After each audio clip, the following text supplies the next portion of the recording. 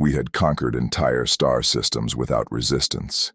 Yet the galaxy whispered warnings we refused to hear. Commander Membryck, that is my designation. 40 cycles of service in the Zyrean Armada. Veteran of the Calyx Purge. Led the siege fleets that reduced the Thaloran Confederation to ash. Watch civilizations bow before our might or burn in defiance. I had never known defeat. Until the day we chased the humans into the void. The War Council convened aboard the Sovereign Talon, our flagship. A vessel 3 kilometers long, bristling with plasma cannons and kinetic accelerators. The pride of our fleet. My fleet. 200 warships stretched behind us in formation, battle cruisers, destroyers, carrier wings loaded with strike craft. The largest armada the Zyrean Empire had assembled in 3 generations. Each vessel carried experienced crew, veterans of a dozen campaigns, warriors who'd never tasted defeat, all to crush a single human colony fleet. The irony wasn't lost on me, that the Empire would dedicate such resources to hunting refugees. But the humans had become more than just another species encroaching on our territory. They'd become a symbol, a challenge to Zyrean dominance, and challenges had to be crushed completely. "They're running," Sub-Commander Vectress said. His compound eyes reflected the tactical display, a holographic representation of local space, human ships marked in red, fleeing deeper into the outer rim. 37 human vessels, civilian transports, minimal escort. They detected our approach and are fleeing toward the unexplored sectors. I studied the display with satisfaction. 37 ships, maybe 50,000 humans, families, children.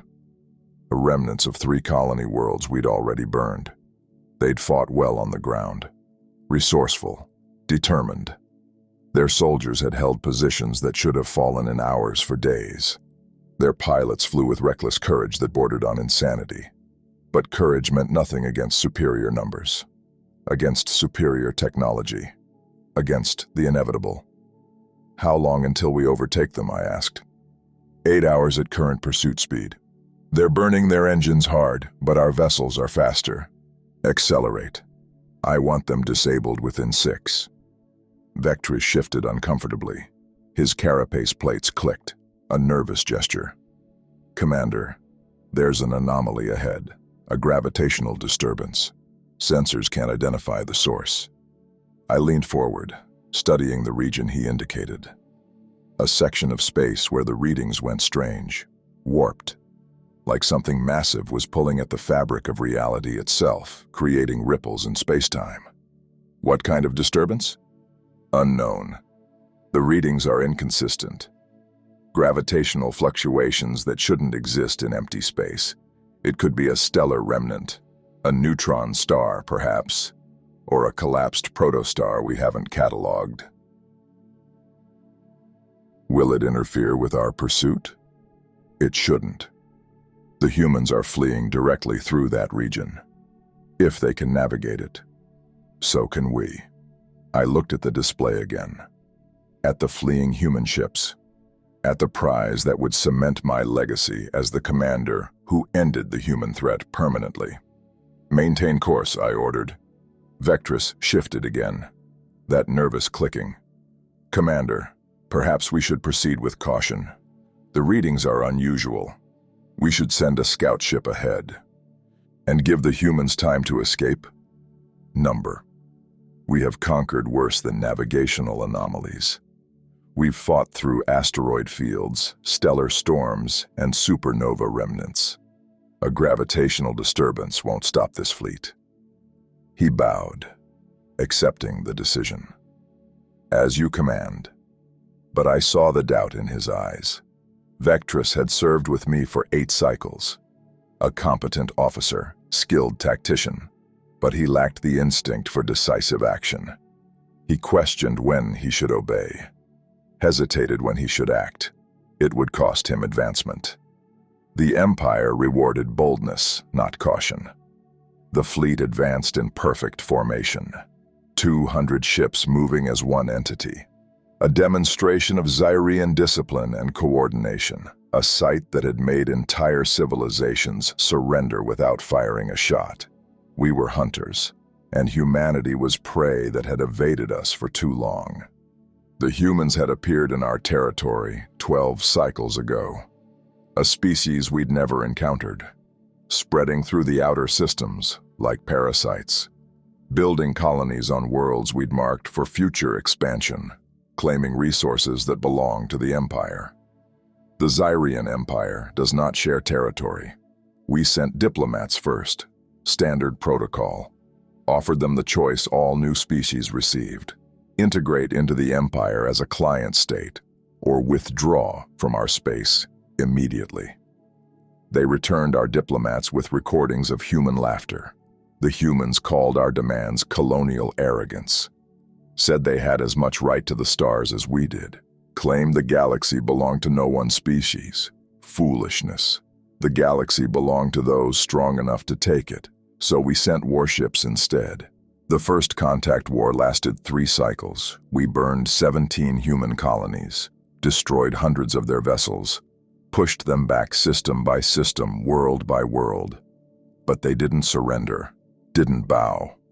They adapted, learned from every engagement, started winning battles they should have lost. Their tactics evolved, their weapons improved. They fought with a desperation we hadn't encountered in generations. That's when the Empire assigned me. Gave me 200 of our best ships and a simple order: end the human threat permanently. No more partial victories, no more strategic withdrawals. Total elimination. I had never failed a mission. I wouldn't start now. I watched the tactical display as we closed on the human fleet. They were running at maximum speed, their engines burning bright on our sensors. Fusion drives pushed beyond safe limits. They were damaging their own ships to stay ahead of us. Desperation, the last resort of the weak. 37 ships, maybe 50,000 humans, families, children, civilians fleeing the inevitable. I felt nothing. This was the nature of war. The strong dominated, the weak perished. Sentiment was weak. Mercy was a failure. The Zyrean way, the way that had built an empire spanning 200 systems. 6 hours to intercept, Vectress reported. Prepare firing solutions. Target their engines first. I want them disabled, not destroyed. Let them drift in the void, knowing death is coming. Let them transmit their final messages home. Let humanity hear the screams of their failure. Vectress hesitated. His mandibles clicked nervously. Commander, is that necessary? They're civilians, families. The Empire's protocols suggest.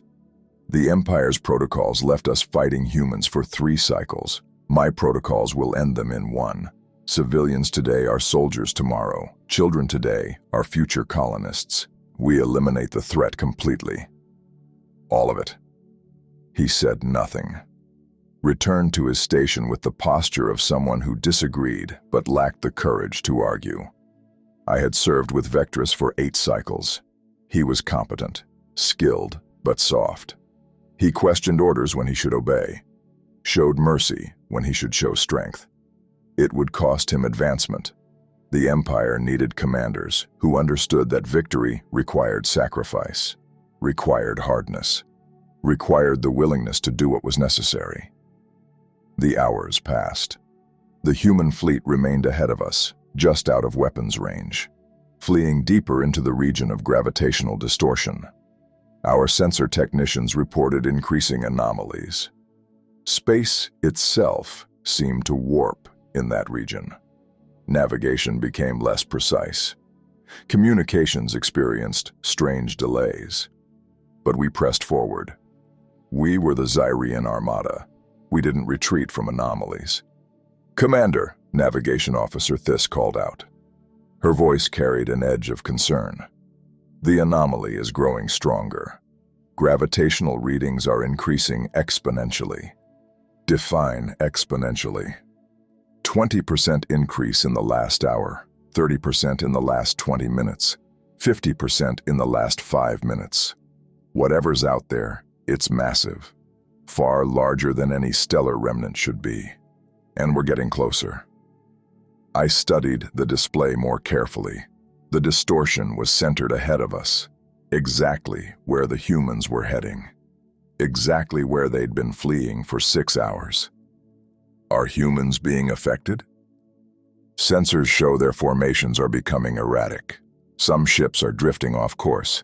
They're having the same navigation difficulties we are. Then we have them. They're losing control. Prepare to engage the moment we're in range. Commander, Theis's voice was urgent now. I'm detecting structural stresses on our outer ships. The gravitational field is stronger than our initial reading suggested. Ships are reporting fluctuations in their inertial dampeners. All ships, adjust formation. Increase separation to compensate for gravitational variance. Route additional power to structural integrity fields. The fleet adapted smoothly, ships spreading wider, engines compensating for the gravitational pull. This was what training was for, what discipline meant. The Zyrean Armada didn't panic at the first sign of difficulty. We pressed forward. Then the first ship died. The Relentless Edge, a destroyer on our port flank. Its engines failed without warning. Not a gradual shutdown, not a power fluctuation, just instant, complete failure. I watched on the display as it began drifting, then accelerating, pulled by an invisible force toward something ahead of us. Something I couldn't see but could feel in the wrongness of the sensor data. Get them back online, I ordered. They're trying, Communications Officer Zyrean said, his antenna twitching with agitation. Engine core is unresponsive. Main power is failing. They're losing power across all systems. Life support is switching to emergency reserves. Send a recovery team. Dispatch the Swift Claw to... The Relentless Edge vanished from sensors. One moment it was there, a solid contact. 400 meters of Zyrean engineering, 300 crew transmitting distress signals. The next moment, gone, not destroyed, not exploded into debris, just erased, like it had never existed. What happened? I demanded. Unknown, Thais said. Her voice was shaking now, fear creeping in. It disappeared from all sensors. Visual, gravitational, electromagnetic, everything. It's just gone. That's impossible. Ships don't just disappear. There has to be debris, residual energy signatures, something. There's nothing, Commander. It crossed some kind of threshold and ceased to exist on our sensors. Then extend the sensor range, find that ship. She worked frantically at her console, recalibrating, adjusting frequencies, searching, nothing. Commander, she said quietly, the gravitational readings just spiked again, massively. Whatever's ahead of us, it's not a neutron star. It's not any kind of stellar remnant we've encountered. Then what is it? She looked at me. Her compound eyes were wide with an emotion I'd never seen in a Zyrean officer before. Fear. I think it's a black hole. The bridge went silent. Every officer stopped what they were doing.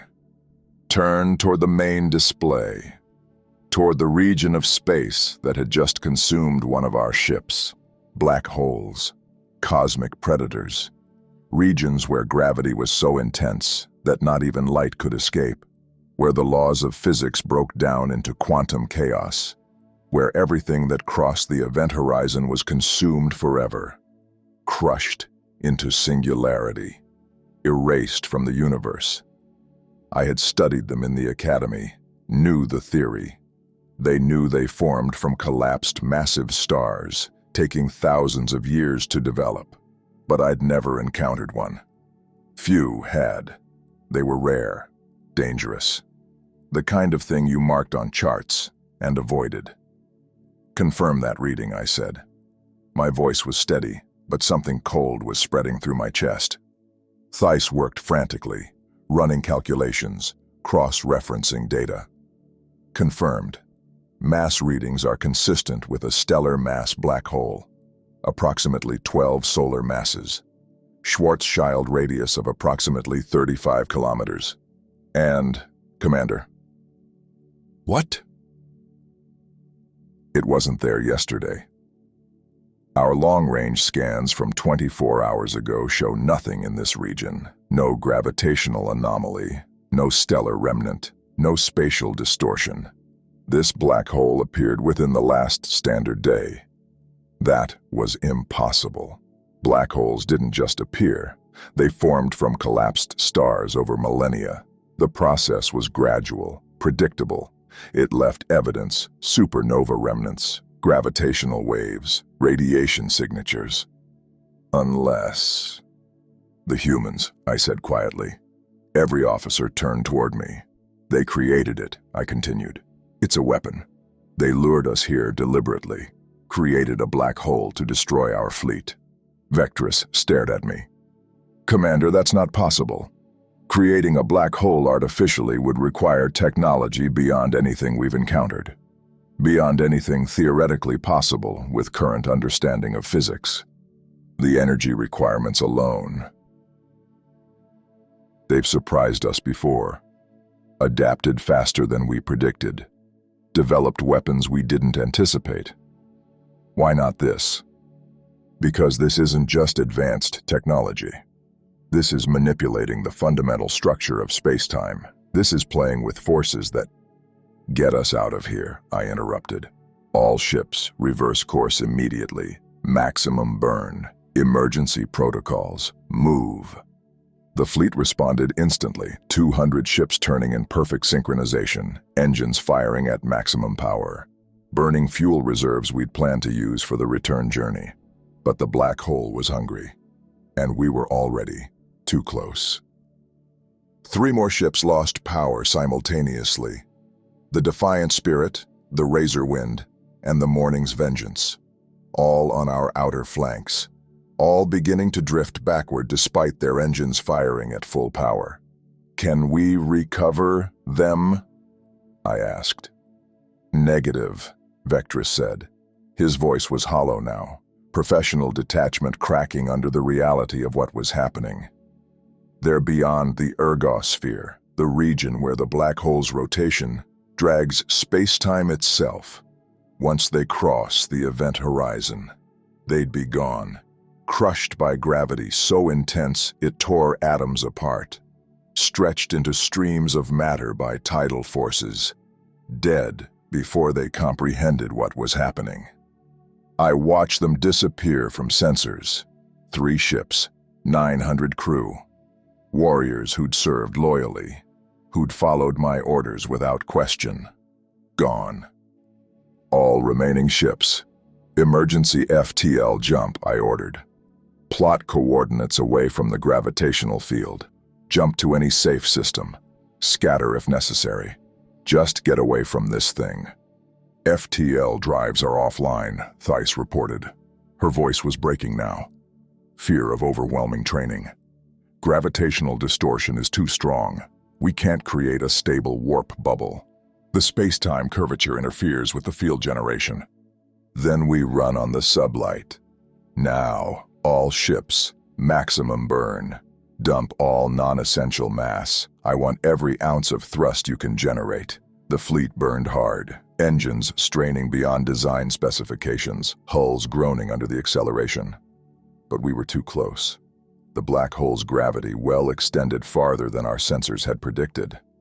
Farther than physics should allow. Unless it wasn't natural. Unless the humans had enhanced it somehow. Made it stronger. More aggressive. Ships began colliding. The gravitational field was warping space itself, making navigation impossible. What looked like empty space on sensors was actually compressed. Distance that should have been kilometers were actually meters. Ships that thought they were safely separated were suddenly on collision courses. A battle cruiser struck a destroyer. Both vessels crumpled like paper. Atmosphere venting in crystalline clouds. Debris spreading in slow-motion spirals. "Maintain formation!" I shouted into the fleet-wide channel. But it was useless. The laws of physics were breaking down around us. Navigation was guesswork. Sensors were lying. Reality itself was becoming unreliable. "Commander, we're losing ships." Vectress was scanning multiple displays simultaneously. 20 vessels are caught in the gravity well. Engines failing. Structural integrity compromised. They can't escape. I watched them die, one by one, pulled into the void like insects caught in a drain. Some fought until the end, engines burning until the ships tore apart from structural stress. Others accepted their fate, shutting down systems, transmitting final messages to loved ones across the fleet. 20 ships, 6,000 crew. My command was falling apart. The Sovereign Talon shuddered violently. Alarms screamed across multiple systems. The deck tilted as the gravitational field pulled unevenly on different parts of the ship. "Structural integrity at 70%, Engineering Officer Clith reported. "Hull plating is buckling. We're experiencing microfractures across the keel. Reroute power from weapons to structural fields. Shut down everything non-essential. Life support to minimum. I want every available joule going to engines and integrity." The ship groaned. A sound I'd never heard from a Zyrean vessel before. A sound of something pushed beyond its limits, beyond what it was designed to endure. "Vectress," I said quietly. "Tactical assessment. How many ships can we save?" He worked the calculations, cross-referencing gravitational data with ship positions and engine capabilities. His face went pale as a Zyrean face could go, carapace losing its natural luster. "Maybe half, if we act immediately. If we abandon the ships that are too deep in the gravity well. Half, 100 ships lost, 30,000 dead. The largest military disaster in Zyrean history. And it was my fault, my pride, my refusal to listen to warnings, my certainty that nothing could challenge the Armada." "Commander," Thys called out. Her voice was strange, confused. "The humans, they're escaping." I looked at the tactical display. The human fleet was pulling away from the black hole, moving at speeds that should be impossible given the gravitational field. Their ships navigated with precision through space that was killing us. How? I don't know. Their drives are operating normally. It's like they're immune to the gravitational field, like they know exactly where the safe paths are. Because they did know. I had planned for this. Maybe even created detailed maps before we arrived. Maybe the black hole wasn't artificial at all. Maybe they just discovered it first, used it as a weapon, led us here deliberately. We were hunters who'd walked into a trap, and I had led them here, ignored the warnings, pushed forward with absolute confidence, pride, the fatal flaw. "All ships," I transmitted across the fleet-wide channel. My voice was steady, but inside I was screaming. "Emergency Protocol Delta. Jettison all non-essential mass, weapons, armor plating, cargo, anything that increases mass. Reroute all power to engines. We need maximum thrust." Ships began dumping material. Weapons systems ejected into space. Armor plates blown off by explosive bolts. Supply containers venting into the void. Thousands of tons of equipment and material were abandoned to reduce mass. Engines burned brighter as power was redirected from every other system. Some ships killed life support in non-essential sections to squeeze out extra thrust. It wasn't enough. Ships continued falling into the gravity well, pulled backward despite engines firing at destructive levels, metal screaming, crews dying. "Commander," Vectress said quietly. He stood beside my command chair, speaking so only I could hear. "The outer ships, the ones deepest in the gravity well, they're too far gone. If we try to save them, we'll lose everyone." "Explain." "The gravitational gradient is too steep. Ships near the event horizon are experiencing time dilation. For every hour they experience, we're experiencing days. If we stay to help them, we'll all be pulled in. The mathematics are absolute. But if we abandon them now, immediately, the core fleet can escape. I looked at the display, at the ships that were doomed, 40 vessels, 12,000 crew, soldiers who'd served loyally, who'd followed my orders without question, who trusted me to lead them to victory, warriors with families, with futures, with dreams of glory and advancement, all ending in the crushing darkness of a singularity. "Show me," I said. Vectress pulled up the calculations. The mathematics were brutal, clear, unforgiving. If we stayed, gravitational time dilation would trap us all. If we left now, most of the fleet could survive. It wasn't a choice. It was a sacrifice. "Transmit to all ships beyond rescue range," I said. My voice was hollow, empty. "You are released from formation. You have served with honor. May the void take you swiftly." Silence on the bridge. Everyone knew what that meant. Execution order, abandonment, survival of some purchased with the deaths of others. All core ships maximum burn. Follow the flagship. Maintain formation. Do not stop for anyone. The Sovereign Talon accelerated. The surviving ships followed. Behind us, 40 vessels drifted toward their death.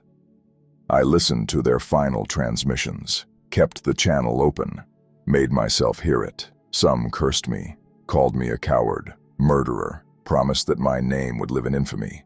Some prayed to gods I'd never believed in, asking for mercy, for meaning, for their deaths to matter.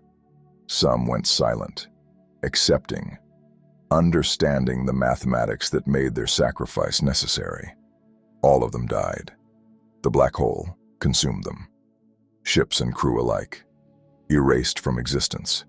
Their atoms scattered across the event horizon, spread so thin they ceased to matter in any meaningful sense. 12,000 voices cut to silence, and I heard everyone. We ran for 3 hours, engines burning beyond safe operational limits, hulls groaning under acceleration that cracked welds and buckled support structures. But slowly, gradually, with agonizing incremental progress, we pulled away from the gravitational well. The black hole released us. Not through mercy, it had none, but because we'd finally generated enough thrust to overcome its pull. When we finally cleared the danger zone, I took stock of the damage. 117 ships were lost, 36,412 dead. The remaining 83 ships were damaged, operating on emergency power, low on fuel, structural integrity compromised. Half of them would need complete refits to be combat-worthy again. The mighty Zyrean Armada, the pride of the Empire, the force that had conquered dozens of species, reduced to a broken remnant limping home in defeat. "Commander," Vectress approached me carefully. His voice was measured, professional, but I heard the judgment underneath. "What are your orders?"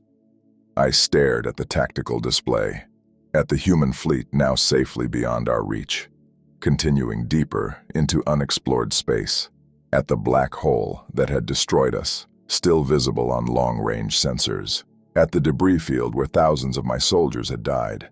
"We retreat," I said. "Retreat?" Vectress looked genuinely shocked. In 40 cycles of service, I'd never ordered a retreat, never withdrawn from battle. But the humans have won.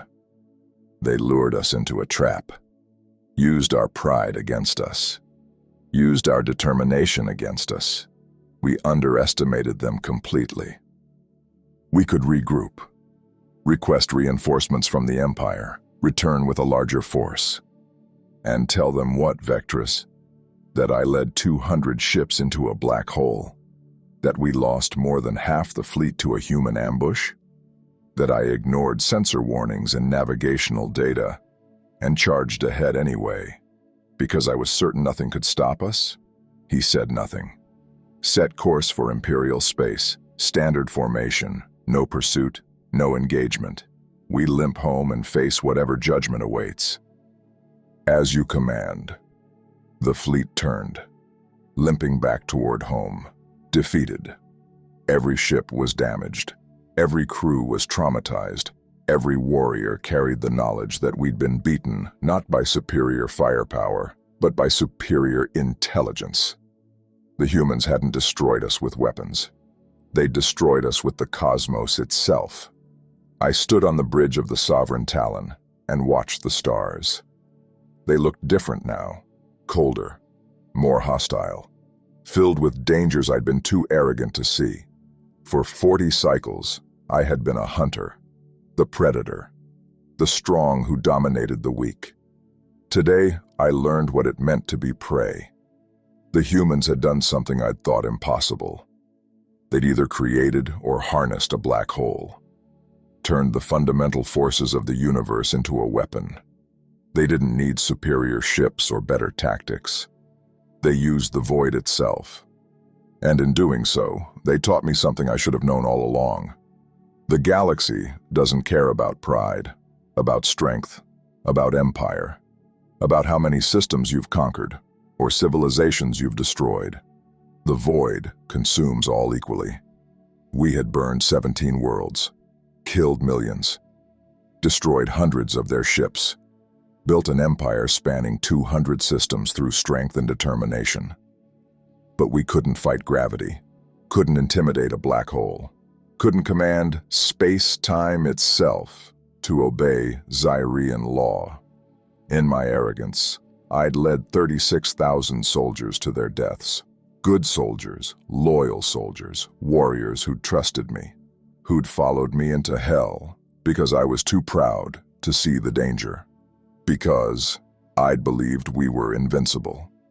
The journey home took 6 weeks, long, silent weeks. The crew spoke in whispers, avoided my gaze. Everyone knew we'd failed, catastrophically. When we finally reached Imperial space, a tribunal was waiting. Fleet Admiral Kyrath presided, an old warrior with a carapace scarred by 100 battles. He looked at me with something between pity and disgust. The charges were read. Catastrophic negligence, failure to follow established protocols, ignoring navigational warnings, unnecessary loss of Imperial assets, destruction of over half the fleet through reckless command decisions. I didn't defend myself. Couldn't. The facts were clear. I was stripped of command, court-martialed, reduced in rank. They called it the worst military disaster in Imperial history. Said my name would be taught in academies as an example of pride-destroying competence. They were right. I was exiled to a remote monitoring outpost on the edge of Imperial space. A former fleet commander reduced to watching sensors in the void. Alone except for a skeleton crew of similarly disgraced officers. But exile gave me time. Time to think, to understand, to realize what we'd really lost.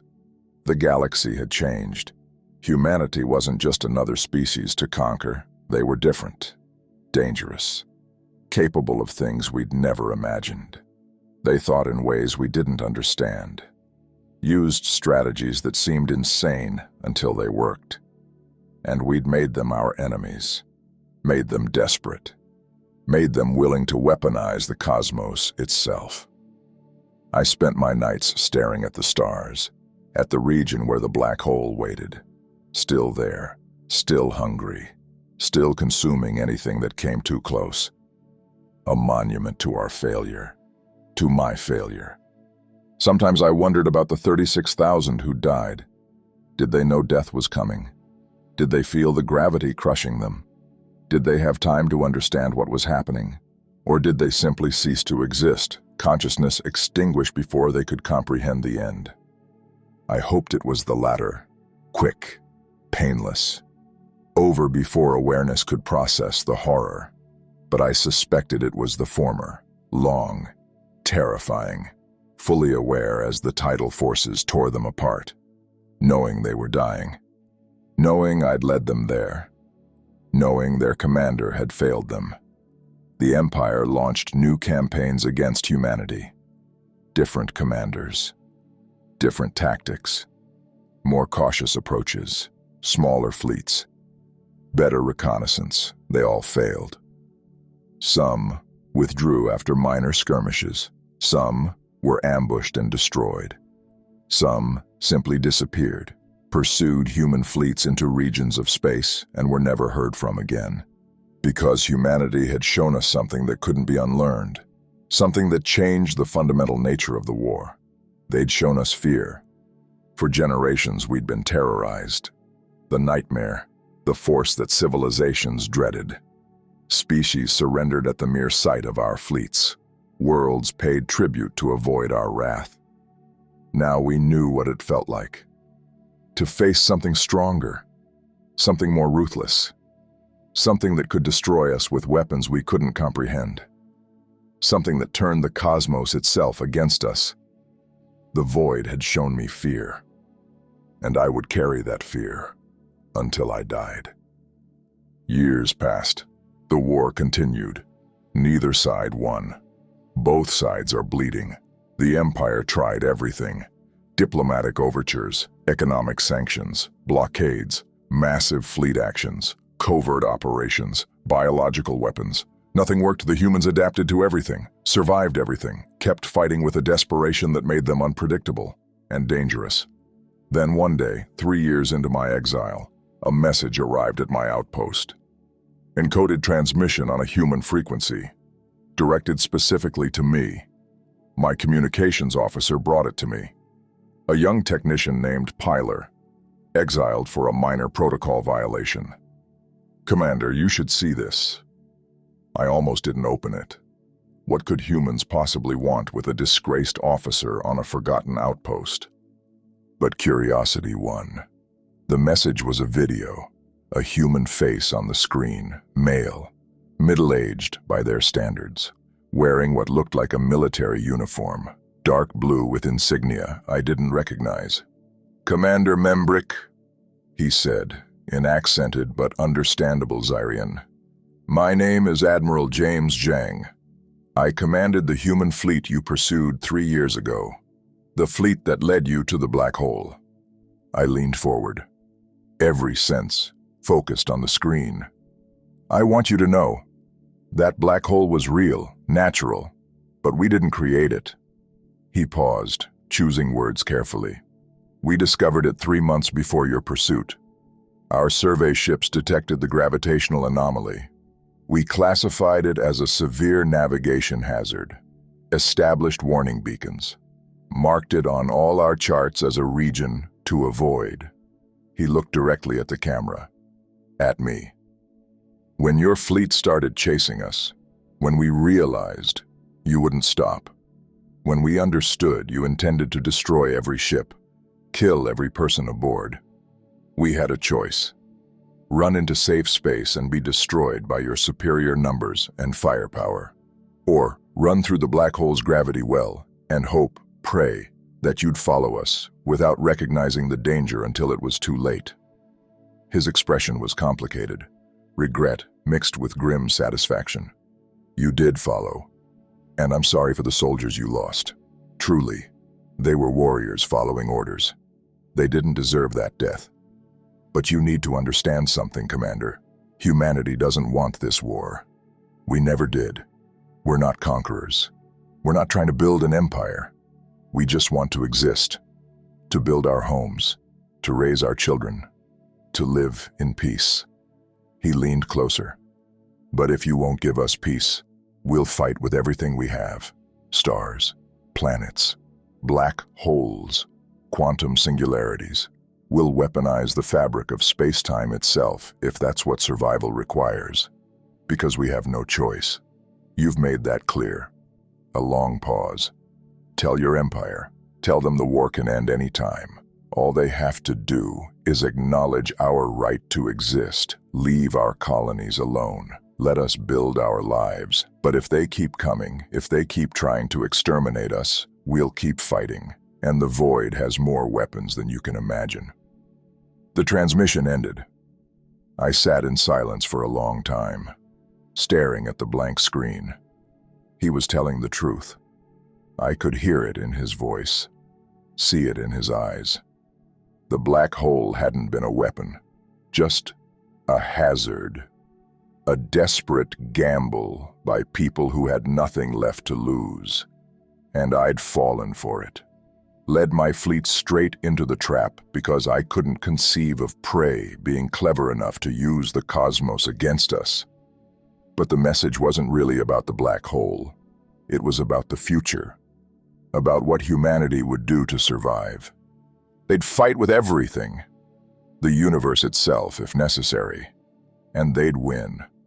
Not through superior strength, but through superior desperation. I drafted a report, detailed, honest, sent it to the Imperial Council through official channels, told them about Zhang's transmission, about what I'd learned, about why the war couldn't be won through conventional means, about why we needed to find a different path. They ignored it, called me a coward, said I was making excuses for failure, accused me of being compromised by human propaganda. The war continued. More ships, more soldiers, more deaths, more defeats. The Zyrean Empire, proud conqueror of 200 systems, ground itself to pieces against a species that refused to die. And I watched from my exile, unable to help, unable to stop it, just watching as everything I'd believed in crumbled. The Empire threw everything at humanity. Fleet after fleet, super weapons, biological plagues, orbital bombardment, scorched earth tactics. And still we couldn't win. Because they'd shown us something fundamental. Something that changed the nature of interstellar warfare forever. Not weapons, not tactics, not technology. They'd shown us that some prey becomes predator when cornered. That desperation creates innovation. That survival instinct trumps military doctrine. That the cosmos is full of weapons if you're willing to use them. I live on this outpost now. 5 years and counting, watching the stars, monitoring communications, seeing ships pass on their way to battles they probably won't survive. Sometimes I see fresh fleets departing, young commanders filled with confidence, convinced they'll succeed where I failed. Certain that superior numbers and firepower will overwhelm human desperation. I want to warn them. I want to explain what they're really facing. I want to tell them that humanity isn't like other species we've conquered. But they wouldn't listen, just like I didn't listen. They need to learn the hard way, through blood and failure, through watching their fleets die, through experiencing the terror of facing an enemy that uses the universe itself as a weapon, the way I did. Last week, another fleet disappeared, 80 ships pursuing a human convoy. They jumped to intercept coordinates and were never heard from again. The Empire claims they're investigating, that it was probably a tactical withdrawal. But I know better. They're gone, consumed by something. Black hole. Supernova, quantum instability, something the humans led them into, something cosmic and unstoppable. The galaxy doesn't belong to the strong anymore.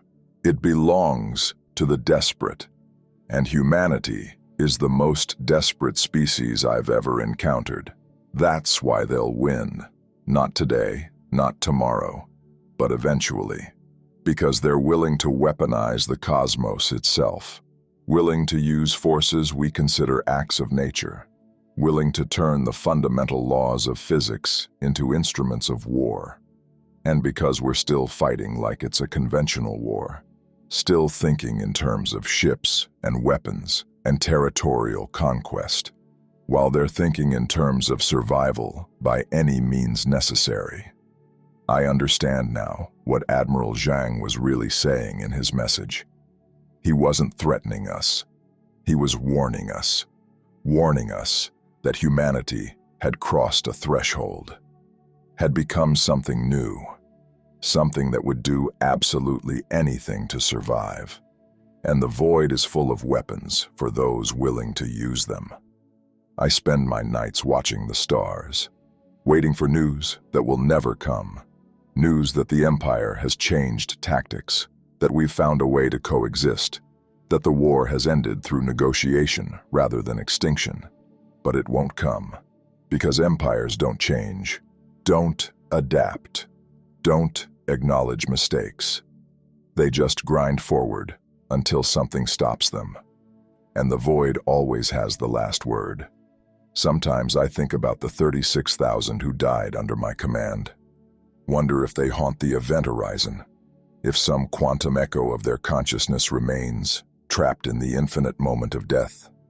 Probably not. Physics doesn't work that way. But I'm haunted by their voices, by their faces, by the knowledge that my pride killed them, and by the understanding that it didn't matter, that they were always going to die, that the war was already lost the moment we decided humans were just another species to conquer, because we didn't understand what we were fighting. Still don't. We're fighting desperation, fighting survival instinct, fighting a species that will weaponize reality itself rather than surrender. And you can't beat that with ships and soldiers. The transmission from Admiral Zhang remains in my files. I watch it sometimes, study his face, his words, his warning. He's right about everything. The void has more weapons than we can imagine, and humanity knows how to use them all. We were hunters, but in our arrogance, we became prey. Humanity is no longer insignificant. The void has shown me fear, and that fear will echo through the Empire until we learn, or until the cosmos consumes us all. Some battles cannot be won, some enemies cannot be conquered, and the galaxy belongs to those desperate enough to weaponize existence itself.